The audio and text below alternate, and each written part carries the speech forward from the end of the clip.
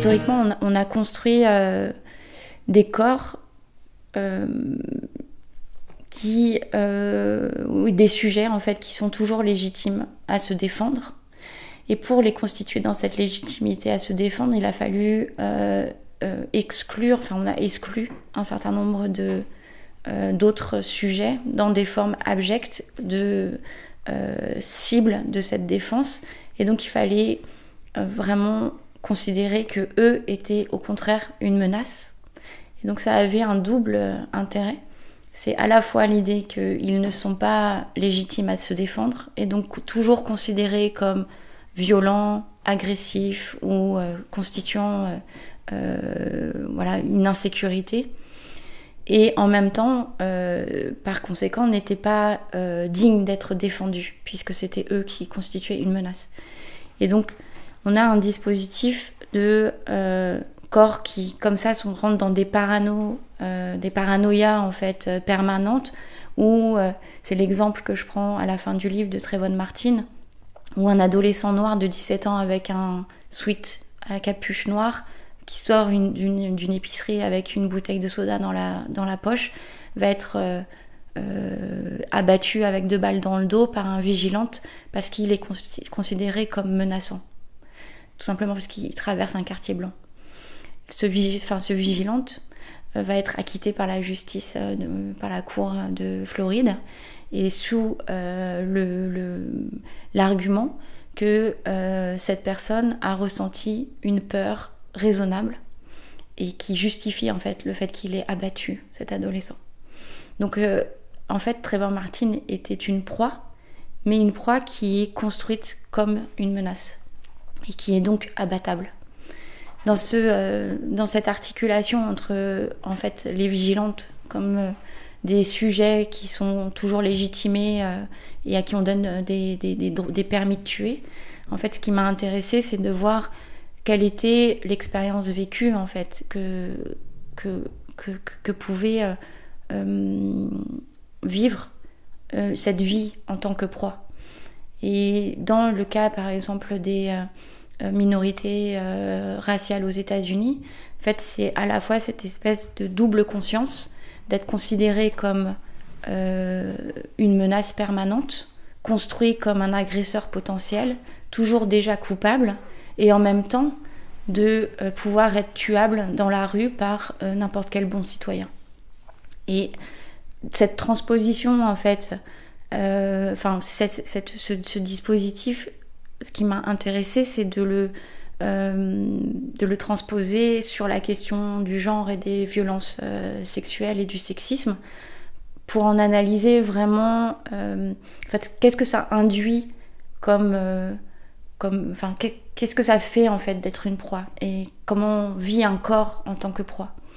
et qu'est-ce que ça fait aux muscles y compris, qu'est-ce que ça fait en fait à des postures ou à des façons de vivre. Et pour moi c'était une façon de le comprendre de façon très politique. La politique elle commence là en fait dans cette expérience vécue. Et quand j'étudie à travers un roman qui s'appelle Dirty Weekend et qui raconte l'histoire de Bella, qui est une femme lambda, qui n'a aucune qualité particulière et qui figure justement cette espèce d'expérience vécue communément ressentie par un corps qui vit comme une proie sexuelle. C'était dans le roman de Hélène Zahavi. Bella en fait va être harcelée par un voisin qui est un homme tout à fait ordinaire et qui va la suivre, qui va lui téléphoner, qui va l'observer à travers sa fenêtre, etc. Et Bella est décrite comme ce corps qui progressivement commence à se recroqueviller sur lui-même, à s'enfermer. Mais Bella est aussi décrite comme étant complètement focalisée sur le monde de son agresseur et adopte dans une certaine mesure le point de vue de son agresseur sur le monde en se demandant constamment qu'est-ce qui va me faire, qu'est-ce qui va arriver, qu'est-ce qui peut m'arriver, et va être dans une forme d'attention, de super attention sur ce qu'elle peut, sur ce que cet agresseur peut lui faire. Et il y a une scène décrite dans le livre qui est glaçante, parce que son agresseur en fait l'appelle au milieu de la nuit et lui dit imagine tout ce que je peux te faire de pire, et c'est ce qui va arriver. Donc en fait son agresseur l'oblige à penser comme lui et être dans une forme de monde vécu qui fait que Bella va complètement déréaliser ce qu'elle ressent, la crainte, la peur, la rage, le sentiment que c'est impensable, que c'est au-delà de l'acceptable, de l'injuste. Elle va complètement déréaliser ce monde vécu qui est son monde propre au profit en fait d'un point de vue dominant. Et donc c'est ça que j'ai appelé le care négatif. Et c'est aussi en référence à tous les travaux qui existent sur le care, qui sont des travaux tout à fait passionnants, qui expliquent comment le care et cette disposition qui consiste à se préoccuper d'autrui, à se soucier d'autrui, aussi dans des dynamiques d'empathie, qui fait que, par exemple, on va se demander prendre soin des autres, etc.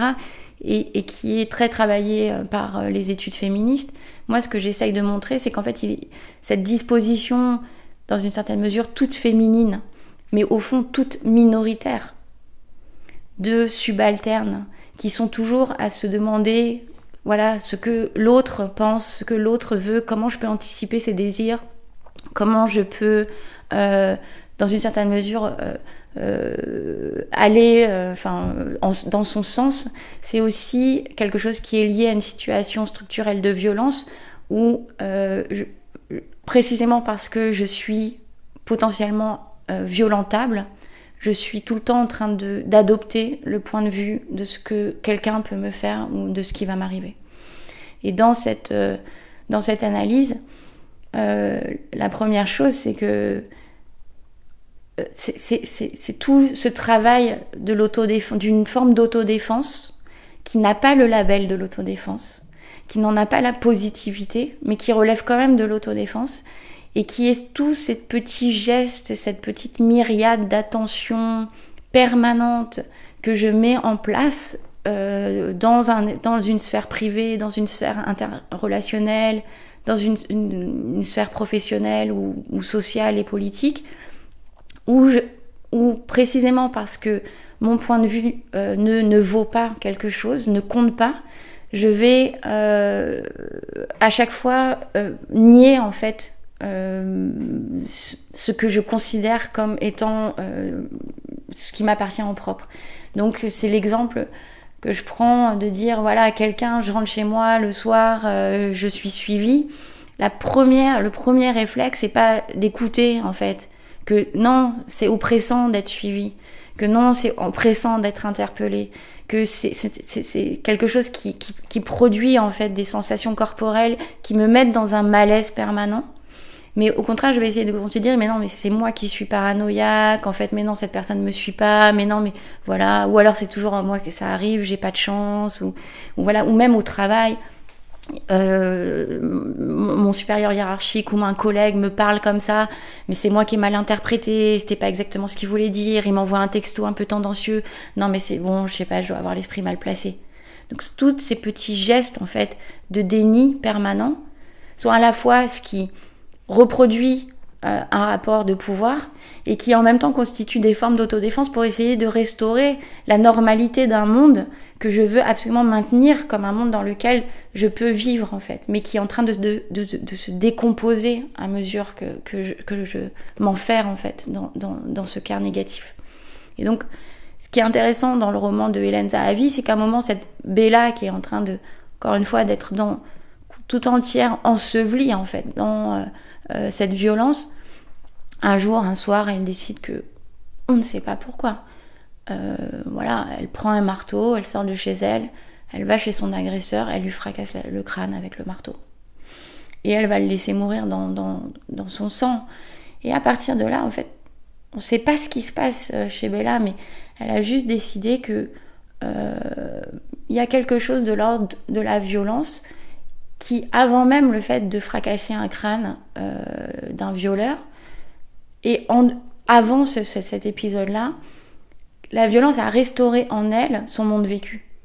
La violence a restauré en elle la valeur de elle, ce que ça lui fait d'être violentée, et que cette situation est précisément quelque chose qui ne peut plus durer, en fait. Et c'est tout la description, en fait, de cette violence qui est une façon de se mettre hors de soi. Enfin, la première, finalement, s'il y avait une forme de valeur, en fait, de cette violence, elle pourrait être considérée ou définie comme la façon dont la rage est déjà toujours politique, parce que elle restaure, en fait, le monde vécu, et elle redonne une forme de pouvoir, en fait, de considérer que je peux compter sur ces ressentis, sur ces impressions que me font la violence, et que cette violence qui me traverse, en fait, je peux, encore une fois, la réorienter, la redéfinir, la réagir pour, dans des formes d'émancipation ou de libération ou de violence gratuite, mais tout à fait utile. Donc il n'y a pas de pédagogie à ça. C'est une façon aussi, ou alors c'est une forme de pédagogie, mais de ce que j'appelle une pédagogie brutalisante. C'est-à-dire, au bout d'un moment, il est clair qu'il n'y a pas de pédagogie au sens de parler, mais que la pédagogie, elle se fera à coups de marteau. Enfin, c'est la philosophie à coups de marteau de Nietzsche. Finalement, voilà, il y a des moments où il va falloir casser quelque chose, casser des corps, enfin, pour arrêter que ces corps déréalisent des êtres. Threw me in, needle bed across my dressy leg. Then he pinned my hands behind my head and I commenced to pray. Well, I cried, my God, him your child, send your angels down. Then feeling with my fingertips the bottleneck I found.